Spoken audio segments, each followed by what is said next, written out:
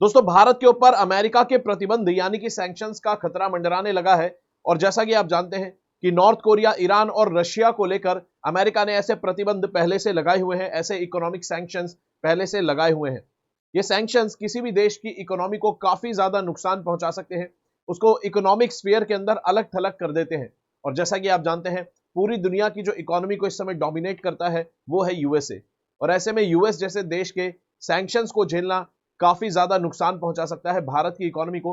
हम देखते हैं कि यहां पर यह खतरा क्यों मंडरा रहा है और ये यहां पर पूरा मामला क्या है, ये कितना सीरियस मुद्दा है और यहां पर कैसे भारत को क्या यहां पर कुछ छूट मिल सकती है या नहीं। देखते हैं पूरा मामला क्या है। दरअसल ये मुद्दा जुड़ा हुआ है चाबहार पोर्ट से लेकर ईरान के साथ जो भारत के संबंध है, जो भारत की डील हुई है, उसको लेकर यहां पर यूएस ने वार्निंग दी है प्रतिबंध लगाने की। देखते हैं दोस्तों पूरा मामला। नमस्कार दोस्तों, मेरा नाम है सुमित और आप हैं मेरे साथ let's crack UPSC CSC Unacademy में। अगर यहां पर बात करें दोस्तों, तो ये जो खतरा मंडरा रहा है, ये इसलिए मंडरा रहा है क्योंकि भाई भारत ने एक अग्रीमेंट साइन किया है ईरान के साथ। दरअसल आपने नाम सुना होगा चाबहार पोर्ट का, जो भारत डेवलप कर रहा है ईरान के अंदर। और ऐसे में भारत ने अब उस पोर्ट को लेकर, उस बंदरगाह को लेकर भारत ने एक लॉन्ग टर्म अग्रीमेंट साइन किया है, एक लॉन्ग टर्म इन्वेस्टमेंट और डेवलपमेंट का अग्रीमेंट साइन किया है, जो कि 10 साल का अग्रीमेंट है। और इसको लेकर यहां पर जब कुछ सवाल यूएस के जो डिपार्टमेंट के लोग हैं उनसे जब पूछे गए, तो उन्होंने कहा कि यहां पर भारत के ऊपर खतरा मंडरा सकता है सैंक्शंस का, और ऐसे में भारत को यहां पर कोई स्पेशल छूट यहां पर नहीं है। तो देखते हैं कि भाई यहां पर क्यों ऐसा हुआ है, क्योंकि हमने तो सुना है कि ईरान से तो भारत का चाबहार पोर्ट की डील बहुत पुरानी है, और अब कौन सा ये अग्रीमेंट साइन हुआ है जो कि 10 साल के अग्रीमेंट की बात करता है। आखिर ये चाबहार पोर्ट 21 साल से डेवलप जो भारत कर रहा है, हम तो कई सालों से सुनते आ रहे हैं, तो अब ये कौन सा अग्रीमेंट यहां पर साइन हुआ है। और अगर बात करें, हमने तो यह भी सुना था कि भारत ऑपरेट करता है, भारत ने 2017 के अंदर वीट का कंसाइनमेंट यानी कि जो गेहूं है वो चाबहार पोर्ट के थ्रू अफगानिस्तान भेजे भी थे। तो ऐसे में क्या अभी तक भारत उसको जब यूज कर रहा है, इस्तेमाल कर रहा है, तो अब कौन सा अग्रीमेंट साइन हुआ है। तो दोस्तों, दरअसल जो चाबहार पोर्ट है, ये 2003 के अंदर अटल बिहारी वाजपेयी जी की सरकार ने इसका अग्रीमेंट ईरान के साथ साइन करा था। और उसके बाद कई उतार चढ़ाव, कई मीटिंग्स, कई बैठक्स, कई इन्वेस्टमेंट के यहां पर अग्रीमेंट साइन हुए। और ऐसे में यहां पर 2017 के अंदर पहली बार चाबहार पोर्ट का इस्तेमाल करते हुए अफगानिस्तान के अंदर वीट भेजा भी जा चुका था। और ऐसे में ये जो पोर्ट है, ये 2018 के अंदर ऑपरेशनलाइज कर दिया गया था ऑफिशियली, और भारत को ऑफिशियली इसको ऑपरेशनलाइज करके भारत को यहां पर सौंप दिया गया था। ठीक है, और भारत ने इसके जो ऑपरेशंस थे इस बंदरगाह के, वो ले लिए थे 2018 में ऑफिशियली। और ऐसे में अभी तक जो यहां पर जो चल रहा था काम, यहां पर एडहोक बेसिस पे इसको रन किया जा रहा था। ऑपरेशंस को भारत ने यहां पर ऑफिशियली ईरान ने ट्रांसफर कर दिया था, लेकिन जो डेवलपमेंट का काम था अभी पूरा नहीं हुआ था। यहां पर ऑपरेशंस जो थे और एड होक बेसिस पे चल रहे थे, यानी कि कंप्लीट प्रोजेक्ट्स जो थे वो भारत के हाथ में अभी यहां पर नहीं थे। तो जितना यहां पर तैयार हुआ था काम बंदरगाह बनाने का, उतने ही से ही यहां पर काम चलाया जा रहा था।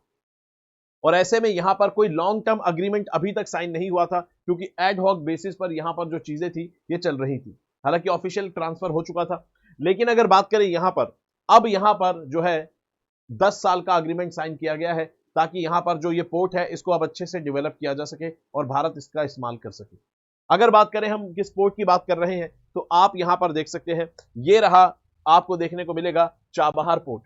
और चाबहार पोर्ट भारत को कनेक्टिविटी प्रोवाइड कराता है अफगानिस्तान और फिर आगे सेंट्रल एशिया के देशों में। तो सेंट्रल एशिया में अगर भारत को कनेक्टिविटी बनानी है, तो ऐसे में यहां पर चाबहार पोर्ट एक बहुत ज्यादा इंपॉर्टेंट लिंक है। और ऐसे में भारत को यहां पर पाकिस्तान से होकर गुजरने की जरूरत नहीं है अफगानिस्तान जाने के लिए। तो यहां पर जो शुरुआत में ये बनवाया गया था पोर्ट, इसमें इन्वेस्टमेंट जो अटल बिहारी वाजपेयी जी की सरकार ने करनी शुरू करी थी, तब इसमें विजन यही था कि पाकिस्तान को हमें बाईपास करना है और अफगानिस्तान जाने के लिए हमें पाकिस्तान की जरूरत ना पड़े।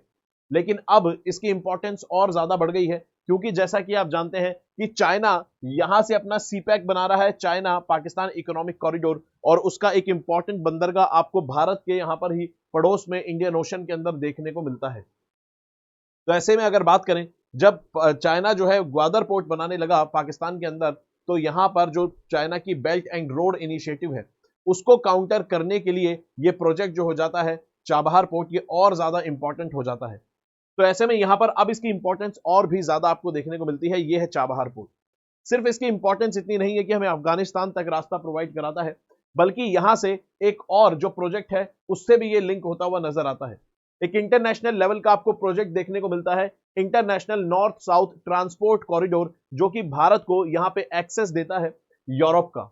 ऐसे में अगर बात करें तो यहां से जो रास्ता इस तरह से घूम के जाना पड़ता था, ये छोटा हो जाएगा international north south transport corridor के द्वारा। अब ऐसे में यहां पर ये जो पोर्ट बनेगा, इसका भी एक इंपॉर्टेंट पोर्ट आपको ईरान में देखने को मिलता है, जिसका नाम है बंदर अब्बास पोर्ट। ठीक है, तो बंदर अब्बास पोर्ट जो है ये भी आपको चाबहार के पास ही देखने को मिलता है। तो ऐसे में चाबहार पोर्ट हमारे लिए और ज्यादा इंपॉर्टेंट हो जाता है, क्योंकि चाबहार पोर्ट हमें अफगानिस्तान तक का रास्ता प्रोवाइड कराता है, और चाबहार पोर्ट को अगर लिंक कर देंगे बंदर अब्बास से, तो ये हमें एक बड़े प्रोजेक्ट का हिस्सा और बना देता है, क्योंकि भारत भी इसका पार्ट है, तो हमें यहां पर और ज्यादा एक्सेस सेंट्रल एशिया का दे देता है। तो चाबहार पोर्ट आपको सेंट्रल एशिया का भी एक्सेस देने के लिए पूरी तरह से समर्थ है। तो चाबहार पोर्ट की अगर बात करें, जो कि इतने सालों से 21 सालों से डेवलप किया जा रहा है, हालांकि अभी तक बन नहीं पाया है, इसमें भारत जो है कौन कौन से बंदरगाह डेवलप कर रहा है, तो कहता है कि चाबहार पोर्ट जो है ये आपको ईरान के सिस्तान बलूचिस्तान प्रोविंस के अंदर पड़ता हुआ मिलेगा। इसके अंदर सिस्तान बलोचिस्तान नाम का जो प्रोविंस है ईरान का, वहां पर आपको चाबहार पोर्ट दिखता है, जिसके अंदर बेसिकली दो बंदरगाह आपको देखने को मिलते हैं, शहीद बेहस्ती पोर्ट और शहीद कलंतरी पोर्ट। तो चाबहार के अंदर आपको, चाबहार सिटी है, उसके अंदर आपको दो बंदरगाह मिलते हैं, शहीद बेहस्ती और शहीद कलंतरी। भारत जो है वो शहीद बेहस्ती पोर्ट को डेवलप कर रहा है, और ये 4 फेजेस के अंदर डेवलप होगा। ठीक है, ये 4 फेजेस के अंदर डेवलप होगा। ऐसे में इसके लिए 2016 के अंदर अफगानिस्तान, ईरान और इंडिया के बीच में एक ट्राईपार्टाइट अग्रीमेंट भी यहां पर साइन हुआ था। और इसके बाद अगर यहां पर बात करें तो कहता है कि ये दोनों ही पोर्ट जो है यहां पर आपको चाबहार में देखने को मिलेंगे, और भारत शहीद बेहस्ती पोर्ट ही यहां पर इन्वेस्ट कर रहा है, इसमें ही इन्वेस्ट करता हुआ आपको नजर आता है। अब अगर बात करें, हम यहां पर कहते हैं कि भाई अगर 2017 के अंदर हमने पहला गेहूं का कंसाइनमेंट अगर अफगानिस्तान भेज दिया था, और 2019 के अंदर पहली बार जो गेहूं का कंसाइनमेंट था वो अफगानिस्तान से भारत भी आ गया था इस बंदरगाह के थ्रू, तो ऐसे में यहां पर इतना डिले आखिर क्यों हो रहा है कि 10 साल का अग्रीमेंट अब साइन हुआ है और अब इसको सेलिब्रेट किया जा रहा है। तो जैसा कि हमने बात करी, अभी तक जो ऑपरेशंस थे वो ऑफिशियली भारत के पास चले गए थे, लेकिन वो फुल फ्लेजेड ऑपरेशंस नहीं हुए थे, एडहॉक बेसिस पे उनको रन किया जा रहा था, क्योंकि बंदरगाह अभी तक पूरी तरह से डेवलप नहीं हुआ है। तो यहां पर सवाल उठता है कि आखिर इतना डिले क्यों हो रहा है, जब 2016-17 से यहां पर बात हो रही है, तो इतना देरी यहां पर क्यों हो रही है। तो कहता है कि यहां पर देरी जो इसलिए हो रही है क्योंकि 2015 के अंदर यूएस ने ईरान के साथ एक डील साइन करी थी, जिसे कहा गया था न्यूक्लियर डील थी ईरान और यूएस की। ऐसे में यहां पर यूएस के जो ईरान के न्यूक्लियर प्रोग्राम था उसकी मॉनिटरिंग की जानी थी अमेरिका और बाकी कुछ देशों के द्वारा। तब यहां पर अगर बात करें, इसके बाद डोनाल्ड ट्रंप सरकार में आ जाते हैं, और फिर वो 2015 की जो डील थी ईरान की न्यूक्लियर डील, इससे अमेरिका को बाहर निकाल लेते हैं और ईरान के ऊपर कई सारे सैंक्शंस लगाने लग जाते हैं। तो ईरान के ऊपर इकोनॉमिक सैंक्शंस यहां पर लगा दिए जाते हैं ट्रंप सरकार के द्वारा 2018 के अंदर। और जब ट्रंप सरकार ईरान न्यूक्लियर डील से यूएस को बाहर खींच लेते हैं, ईरान के ऊपर सैंक्शंस लगा देते हैं, ऐसे में यहां पर भारत के लिए भी मुश्किलें खड़ी हो जाती है। हालांकि अमेरिका भारत को यहां पर एक स्पेशल छूट दे देता है इन सैंक्शंस में, कि भाई ये जो सैंक्शंस है ये ईरान के ऊपर लगे हैं, और भारत जो है अभी अपना जो चाबहार पोर्ट है इसको डेवलप कर सकता है। तो भारत को यह नहीं कहा गया कि आप चाबहार पोर्ट डेवलप नहीं कर सकते, तो भारत चाबहार पोर्ट डेवलप कर सकता है, लेकिन क्योंकि ईरान के ऊपर सैंक्शंस लग चुके थे, तो ऐसे में आप वहां पर अगर डेवलपमेंट करेंगे, आपको कोई भी मशीनरी खरीदनी है, कोई इक्विपमेंट खरीदना है, या आपको किसी कंपनी, डेवलपमेंट कंपनी से, किसी इंटरनेशनल लेवल की कंस्ट्रक्शन पोर्ट डेवलपिंग कंपनी से आपको टाई अप करना है, तो ऐसी कंपनीज आपको अवेलेबल नहीं होंगी। यानी कि भारत को ऐसी कंपनीज और इक्विपमेंट्स नहीं मिल रहे थे जो कि ईरान के अंदर जाकर काम कर सके या ईरान को कुछ सप्लाई कर सके, क्योंकि ईरान के ऊपर सैंक्शंस लग चुके थे और कोई भी अमेरिका के सैंक्शंस के रेडार के अंडर नहीं आना चाहेगा। और ऐसे में अगर यहां पर बात करें, इन सभी सैंक्शंस के बीच में भारत के ऊपर, भारत ने इन दबाव में, अमेरिका के दबाव में, इस जमाने में 2018 के अंदर ईरान से तेल खरीदना भी ऑलमोस्ट जीरो कर दिया था, जो कि ईरान जो था भारत का दूसरा या तीसरा सबसे बड़ा आपको ऑयल सप्लायर दिखता था 2018 तक।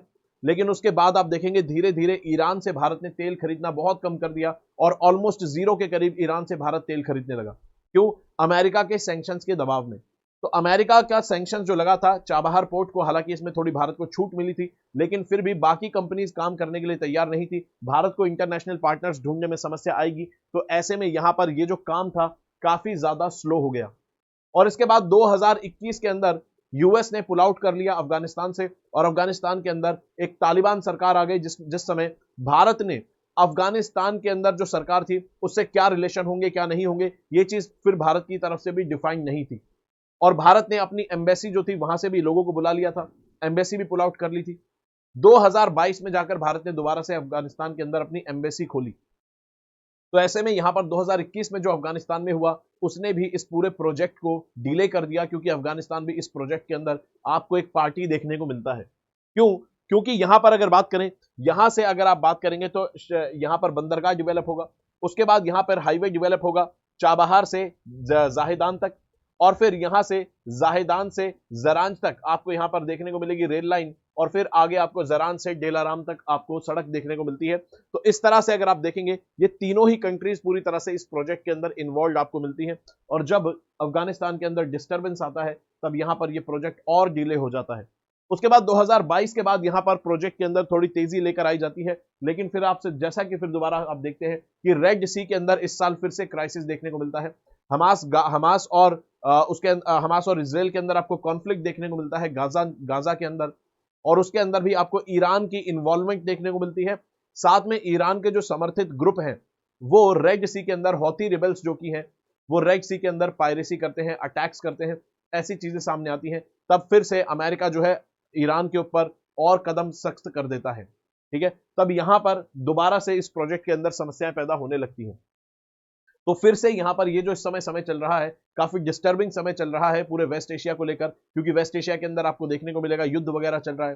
साथ में ईरान ने भी पाकिस्तान के ऊपर मिसाइलें दाग दी थी, ईरान के कुछ जो कमांडर्स हैं उनकी हत्या हो चुकी है। तो ऐसे में यहां पर अमेरिका का जो रुख है ईरान को लेकर वो काफी सख्त ऑलरेडी आपको देखने को मिलता है। तो ऐसे में अगर भारत, ऐसी पूरी जो कंडीशन इस समय चल रही है, वेस्ट एशिया पूरी तरह से आपको देखने को मिलेगा वॉलेटाइल है, और ऐसे में अगर भारत यहां पर प्रोजेक्ट्स अपने कंटिन्यू रखता है तो उस पर सैंक्शंस का खतरा मंडरा सकता है, ये बात यूएस ने कही है।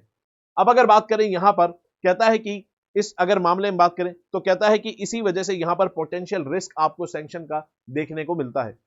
अब अगर यहां पर बात करें तो कहता है कि यहां पर स्पेसिफिकली भी पूछा गया था यूएस से कि भाई क्या भारत को कोई छूट मिल सकती है, तो फिलहाल यहां पर यही कहा गया है कि स्पेसिफिकली पूछने पर भी यहां कहा गया यूएस के द्वारा कि फिलहाल यहां पर कोई छूट नहीं है। कोई भी व्यक्ति या कोई भी ग्रुप या कोई भी ऑर्गेनाइजेशन अगर वो ईरान के साथ एंगेज होती है किसी भी तरीके से, तो यहां पर उसको इन खतरों से, जो सैंक्शंस के खतरे हैं यूएस के, उससे अवेयर रहना चाहिए, ठीक है। तो एक तरह से इनडायरेक्टली भारत को हिंट यहां पर दिया गया। अब अगर बात करें ईरान के ऊपर किस प्रकार के सैंक्शंस जो है यूएस ने लगाए हुए हैं, यहां पर अगर आप देखें तो यूएस जो है ईरान के ऊपर सैंक्शंस लगाता है। आखिर क्यों लगाता है? क्योंकि एक तो वहां के ईरान के जो न्यूक्लियर प्रोग्राम है उसको लेकर यूएस चिंतित रहता है कि भाई ईरान के हाथ में कहीं न्यूक्लियर हथियार ना लग जाए। दूसरा, यहां पर ह्यूमन राइट इश्यूज जो है उसको लेकर भी यूएस ईरान के ऊपर सैंक्शंस लगाता है। तीसरा, यहां पर कि भाई ईरान कुछ ऐसे ग्रुप्स का समर्थन करता है जो, जैसे कि हौथीज रिबेल्स आपको देखने को मिलते हैं, जैसे कि गाजा में हमास आपको देखने को मिलता है, कि भाई जो वेस्ट एशिया है इसको डिस्टेबलाइज करके ईरान रखता है, क्योंकि ईरान अपने प्रॉक्सी ग्रुप्स के तहत आसपास के रीजन्स को अनस्टेबल करके रखता है, वहां पर अटैक्स वगैरह होते रहते हैं क्योंकि ईरान के समर्थित ग्रुप वहां पर ऐसा करते हैं। तो इन सभी कारणों के वजह से यूएस जो है ईरान के ऊपर सैंक्शंस लगाता है। अब अगर बात करें यहां पर इन सैंक्शंस की, तो कहता है यूएस ने जितने भी सैंक्शंस अभी जितनी भी कंट्रीज पर लगाए हैं, सबसे ज्यादा सख्त सैंक्शन आपको ईरान के ऊपर ही देखने को मिलते हैं। तो ये सैंक्शंस काफी सख्त आपको देखने को मिलते हैं। और अगर यहां पर बात करें तो कहता है कि ईरान पर आखिर जो सैंक्शंस यहां पर लगे हुए हैं ये किस प्रकार से लगे हुए हैं, तो कहता है यूएस का एक कानून है जिसका नाम है countering America's adversary through sanctions act, यानी कि काटसा एक्ट, ठीक है। तो countering America's adversary through sanctions act ये एक कानून है जो कि 2017 के अंदर इसको पास किया गया था और अमेरिका के अंदर, और इस कानून के तहत अमेरिका ने ईरान के ऊपर, नॉर्थ कोरिया के ऊपर और रशिया के ऊपर भारी भरकम सैंक्शंस लगाए हुए हैं, भारी भरकम प्रतिबंध लगाए हुए हैं कि इनके बैंक अकाउंट्स जो है अपने देश के अंदर उसको फ्रीज कर दिया, ये लोग फंड वगैरह ट्रांसफर नहीं कर सकते, इंटरनेशनल लेवल की जो बैंकिंग मैसेजिंग सिस्टम है स्विफ्ट सिस्टम उससे आउट कर देते हैं, इसके अलावा व्यापार ज्यादा यहां पर नहीं करते हैं किसी प्रकार से, ठीक है। और ऐसे में अलग अलग जो कंट्रीज हैं उनके ऊपर भी यहां पर लायबिलिटी क्रिएट कर देते हैं कि भाई आप इन कंट्रीज से व्यापार नहीं कर सकते क्योंकि अमेरिका ने इनको सैंक्शन किया हुआ है। तो ऐसे में यहां पर काटसा एक्ट के तहत ईरान, नॉर्थ कोरिया और रशिया को सैंक्शंस लगाए हुए हैं। और ऐसे में जो कंट्रीज इनसे व्यापार करती है, इन सैंक्शन कंट्रीज से व्यापार करती है, उनके ऊपर भी सैंक्शंस लगने का खतरा मंडराने लग जाता है काटसा एक्ट के थ्रू। तो ये खतरा भारत के ऊपर पहली बार नहीं मंडराया है, ठीक है। ये खतरा भारत के ऊपर पहले भी मंडरा चुका है। कब की हम बात कर रहे हैं? जब भारत ने रशिया से S-400 मिसाइल्स खरीदी थी। जब भारत ने रशिया से S-400 मिसाइल्स, यानी कि जो एयर डिफेंस सिस्टम है रशिया का, एक एडवांस एयर डिफेंस सिस्टम है, ऐसी मिसाइल्स भारत ने खरीदी रशिया से S-400, तब खतरा मंडराया कि भारत के ऊपर भी सैंक्शंस लग सकते हैं काटसा एक्ट के थ्रू। लेकिन तब यहां पर 2022 के अंदर अमेरिका ने भारत को छूट दे दी थी और स्पेशल वाइवर यहां पर भारत को दे दिया था, यानी कि भारत को स्पेशल छूट मिल गई थी कि भारत रशिया के साथ जो डील है S-400 की वो कर सकता है, उसके ऊपर सैंक्शन नहीं लगेंगे। और इसके पीछे यूएस ने तर्क दिया कि भाई लोग पूछेंगे कि भाई आपने क्यों छूट दी, तो भारत के लिए तर्क यहां पर यूएस ने ये दिया इस छूट के लिए कि यूएस ने कहा कि अमेरिका से जो भारत है वो S-400 मिसाइल खरीद रहा है अपने आप को चाइना से प्रोटेक्ट करने के लिए, चाइना से प्रोटेक्ट करने के लिए, इसलिए हम यहां पर सैंक्शन दे रहे हैं। और जैसा कि आप जानते हैं यूएस का आपको एंटी चाइना स्टैंड भी देखने को मिलता है। अब अगर यहां पर बात करें तो कहता है ये चीज पूरे आपने देखा, अब देखते हैं भारत के ऊपर सैंक्शंस लगेंगे, लग सकते हैं, कितने लग सकते हैं, या स्पेशल छूट भारत को कब मिलती है, ठीक है। क्योंकि यूएस की तरफ से अब ये बात सिर्फ ओरली आई है, कोई ऑफिशियल पॉलिसी के रूप में यहां पर नहीं आई है। तो देखेंगे कि भाई यहां पर क्या, यहां पर पूरी पॉलिसी रहेगी, क्या स्टैंड रहेगा, वाइवर मिलता है या नहीं मिलता, या कितना खतरा यहां पर मंडराता है सैंक्शंस लगने का। लेकिन भारत को तो यहां पर चाबहार पोर्ट डेवलप करना ही है। भारत का एक एम्बिशियस प्रोजेक्ट है जिसके अंदर भारत चाइना को भी काउंटर करेगा, साथ में पाकिस्तान को भी एक साथ काउंटर कर सकता है, एक साथ टैकल कर सकता है। और भारत का यूरोपियन जो वेस्टर्न कंट्रीज हैं उनके साथ भी भारत के संबंध अच्छे कर सकता है। तो मुझे लगता है कि ऐसे मामलों में, क्योंकि चाइना को यहां पर भारत जो है काउंटर कर पाएगा, पाकिस्तान को काउंटर कर पाएगा, साथ में भारत की एंगेजमेंट यूरोपियन कंट्री से बढ़ेगी जो कि आपको ज्यादातर अमेरिका की एलाइज देखने को मिलती है। तो मुझे लगता है ऐसे मामलों को ध्यान में रखते हुए अमेरिका जल्दी ही भारत को इस मामले के अंदर वाइवर भी दे देगा, यानी कि छूट दे देगा। अब सवाल उठता है क्या पहली बार या दूसरी बार इस तरह से वाइवर मिला है, क्या इससे पहले कभी अमेरिका ने स्पेशल ट्रीटमेंट और छूट भारत को नहीं दी है? तो दोस्तों 2008 के अंदर अमेरिका ने भारत के साथ सिविल न्यूक्लियर डील साइन करी थी। 2008 के अंदर भारत से अमेरिका ने सिविल न्यूक्लियर डील साइन करी थी, और यहां से भारत की जो न्यूक्लियर पावर बनने की जो दौड़ थी उसके अंदर एक नई शुरुआत होती है। और ऐसे में यहां पर भारत को स्पेशल छूट दी गई थी कि भारत न्यूक्लियर सप्लायर ग्रुप का हिस्सा नहीं है, एनएसजी का ग्रुप का हिस्सा नहीं है। उसके बावजूद अमेरिका ने ऐसी कंट्री से सिविल न्यूक्लियर डील साइन करी, भारत का एक अच्छा न्यूक्लियर पावर के रूप में ट्रैक रिकॉर्ड देखते हुए। तो 2008 के रूप में भी भारत को अमेरिका ने स्पेशल ट्रीटमेंट यहां पर दिया था। और इसी सिविल न्यूक्लियर डील के बाद यह हुआ कि भारत को अमेरिका ने छूट दी कि सैंक्शंस नहीं लगेंगे, आप न्यूक्लियर अग्रीमेंट अलग अलग कंट्रीज से भी साइन कर सकते हैं। तो इसके बाद, इसी अग्रीमेंट के बाद भारत ने ऑस्ट्रेलिया से, कनाडा से, अलग अलग कंट्रीज के साथ सिविल न्यूक्लियर अग्रीमेंट साइन करे, ठीक है। तो यहां पर 2008 में भी छूट मिली थी, उसके बाद 2022 में S-400 के दौरान छूट मिली, और अब यहां पर हमें देखना होगा कि क्या ये जो 10 साल का अग्रीमेंट हुआ है चाबहार पोर्ट को डेवलप करने का, इस पूरे मामले में छूट मिलती है या फिर नहीं मिलती है। दोस्तों ये था पूरा मामला। और यहां पर जैसा कि आप जानते हैं अनअकैडमी के इस बार रिकॉर्ड लेवल पर सिलेक्शंस आपको देखने को मिलेंगे, इंक्लूडिंग AIR-1। टॉप 10 के अंदर आपको 4 अनअकैडमी के लर्नर्स देखने को मिलते हैं। इसके अलावा दोस्तों यहां पर बात करें तो 19 मई को स्कॉलरशिप टेस्ट होने वाला है, एक बहुत बड़ा, जिसके अंदर आप पार्टिसिपेट कर सकते हैं और अपनी रैंक और परफॉर्मेंस के हिसाब से आप कई सारे अवार्ड्स जीत सकते हैं। अवार्ड्स तो जीत ही सकते हैं, साथ में 90% तक आप स्कॉलरशिप भी जीत सकते हैं। और ये सब करके आपको क्या मिलेगा? ये सब करके आपको मिलेगा 2025 के बैचेस के अंदर एंट्री। तो अगर आपको स्कॉलरशिप टेस्ट में अगर आप 90% स्कॉलरशिप ले सकते हैं तो इन सभी कोर्सेज में आप एनरोल कर सकते हैं और 2025 की तैयारी आप अनअकैडमी के साथ कर सकते हैं। इसके अलावा अगर आप देखें तो 2025 ही नहीं बल्कि 2025 के बाद के जो अटेम्प्ट्स हैं उनको भी आप टारगेट कर सकते हैं। जैसे कि यहां पर आपके हिसाब से कस्टमाइज्ड प्लान्स आपको मिलते हैं। 15 महीने का अगर आपको एक्सेस लेना है तो आपका यहां पर प्राइस ये रहेगा 18, 24 और 30 महीने के सभी प्रकार के फ्लेक्सिबल कोर्सेज और प्राइसेस आपको यहां पर देखने को मिलते हैं। तो अनअकैडमी के साथ आप स्कॉलरशिप लेकर इन कोर्सेज में जुड़ सकते हैं। दोस्तों कोड लगाना होगा SMK लाइव, ठीक है, कोड लगाना होगा SMK लाइव इन कोर्सेज में एनरोल करने के लिए। और साथ में याद रखेंगे 2025 का खास तौर पर इस समय बाइलिंगुअल बैच जो है वो लॉन्च हो चुका है, जिसका नाम है आरंभ बैच। और ऐसे में यहां पर आपको टॉप एजुकेटर्स अपने रेस्पेक्टिव सब्जेक्ट्स पढ़ाते हैं, जिसके अंदर आप 2025 की तैयारी बिल्कुल जीरो से, फाउंडेशन से शुरू कर सकते हैं।